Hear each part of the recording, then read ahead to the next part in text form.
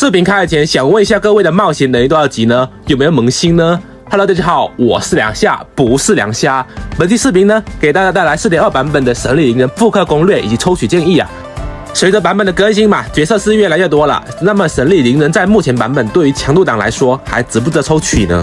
相信各位看完之后应该会有你的答案。看完之后有帮助到各位，希望可以点赞支持一下。至于一个硬币实时经验，同时视频对于转发程度比较大，帮忙转发一下吧。不用真的转发，退回来或者转发给我就行了。同时还有经验拿，谢谢。神力灵人是一位通过元素爆发来提升普攻伤害以及兼顾挂水输出的短轴水系角色，出伤快的同时偏对群的输角色，不过在对单能力上比较乏力的。总体强度到底如何呢？先从技能天赋说起吧，更好的了解灵人的各种玩法。普攻向前造成5段伤害，招式优雅，帅气逼人，但是很帅，普攻用不到，不用点。战技呢，在前方生成一个水影，附近有敌人或者持续时间结束会破裂，造成一个水元素范围伤害，视为战技伤害的。但是这个不重要啊，开启战技后进入一个轮回剑花状态，普攻转为无法被附魔的水元素范围伤害，然后根据层数来提升普攻的伤害。这个4层很容易叠满的，受益于生命值的。同时这个可以提升看打段、无法重击以及下落。这个下落攻击和某个角色是一样的，战技和很多角色一样，持续期间不能退场，退场就会消失。战技持续6秒，冷却12秒，也是目前最短轴的输入角色了。依靠战技启动输出，在大世界中有不错的体验，非常适合开花输入角色使用。有单独的倍率吃普攻伤害的，这个要注意啊。灵人的战技根据普攻可以叠加4层伤害，受益于生命值上限的，配对上双水加生命值也可以提升上限伤害了。双水最高是9700左右，单水最高是9200，不过总体属于锦上添花的效果，主要还是攻击力为主啊。就是说，如果你歪了生命值给灵人，也不算太亏就是了，还是挺不错的。我这个号没有绿箭，我之前舰长号测试过的绿箭灵人带生命沙漏和攻击沙漏差距非常的小。如果有比较好的生命沙以及绿箭，各位一定要试试啊！不仅能提高生存，而且生命沙可能还比较好刷。元素爆发开启一个大范围尾随机的水花剑范围，和钢雨一样的大。什么叫尾随机呢？就是不是完全的随机的，根据范围内的敌人带着有点故意又不小心的落到敌人的身上，但是又不会全部到他们身上。不知道各位能不能听懂？可以的话可以扣个1用看看。然后是大招可以提升灵人的普攻伤害，满级是20%啊。大招总体下来简单粗暴，持续时间又长，所以能量上嘛也需要高达80点。天赋1，战技量产层数能够更快叠加，提高一点点伤害吧。天赋2，处于后台低于40点能量，每秒回复2点能量，更好的减低灵人大招的压力了。天赋3，制作料理会出奇怪料理一份，好家伙，又一个不会做饭的，不过是灵人老公做的，我爱吃啊。灵人的天赋加点方面，优先战技输出为主，其次大招，最后普攻，可不点。配对方面上，目前版本有2种体系，第一种直伤对，灵人开大，望叶减水抗加水伤，云锦 EQ， 如果带10文字就 QE， 巴尼特开大招，灵人开 E 输出即可，一刀3万加，深渊4万不是梦。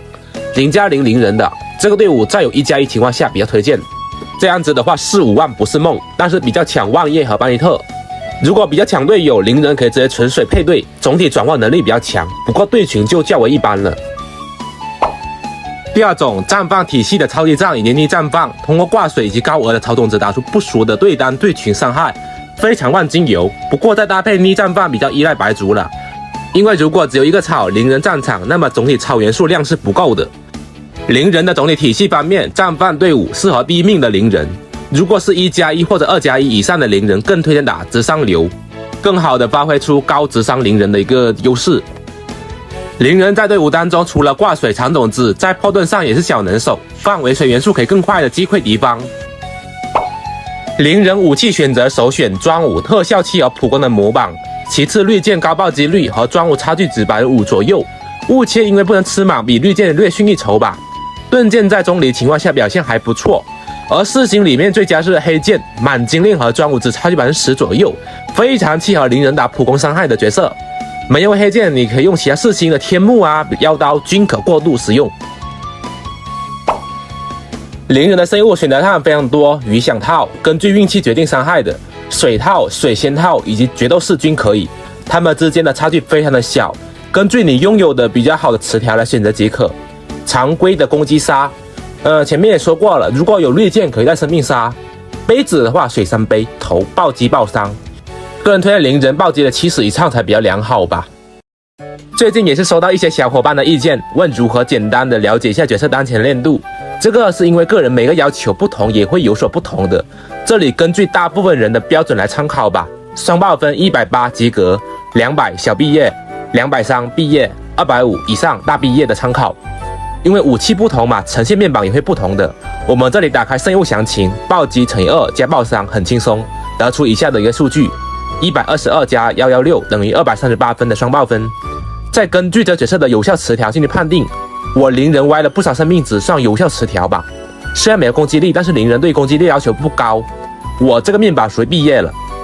如果是小毕业灵人，暴击在70、200左右就可以算了。需要注意的是，以上面板仅供参考。灵人命座同体提升平滑，每个命座都有提升，但是很一般。性价比上推荐1、2、3命稳步提升。至于说灵人在目前版本还值不值得抽取呢？如果按照钢铁强度档来说，灵人总体声源表现顶多算 T1， 大世界 T0.5， 因为跑图问题没有给到 T0。考虑到纳维以及水神左右夹击，可以考虑放弃的。如果是叉 P 以及强度各占一些，在星球不对，原石足够的情况下，考虑抽取0+0，性价比非常高了。视频演示的伤害都是0+0的表现了。看到这里，各位应该有自己的答案了吧？最后告诉我，抽还是不抽？好了，以上是本期灵人的一些简单攻略。如果你喜欢这种简单明了的攻略，可以点播关注。那么我是梁夏，我们下期视频再见，各位拜拜。I'll be alive next year. I can make